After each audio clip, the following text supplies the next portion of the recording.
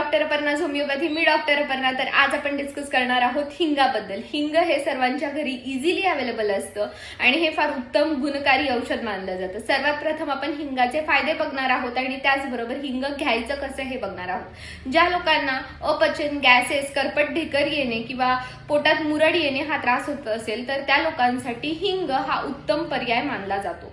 तर सर्वात प्रथम हिंग हे उष्ण प्रवृत्तीचं असतं आणि त्यामुळे पोटातील वात कमी करण्याचं काम हे हिंग करत असतं. दुसरी गोष्ट, वाताला योग्य तो मार्ग किंवा दिशा बाहेर पडण्यासाठी जर कोण देत असेल शरीरातनं तर ते म्हणजे हिंग असतं.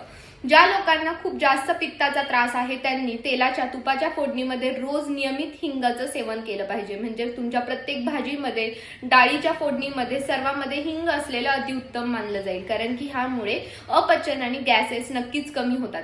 त्याचबरोबर तुम्हाला जर पोटात मुरड येत असेल किंवा शौचाला गेल्यावर शौच साफ होत नसेल तर तुम्ही रोज नियमित सकाळी आणि दुपारी जेवणानंतर एक ग्लासभर पाण्यामध्ये हिंग चिमूटभर टाकून घ्यायचे आणि तुमचं पचन व्यवस्थित होईल, मुरड कमी होतील आणि त्याचबरोबर शौच साफ होईल.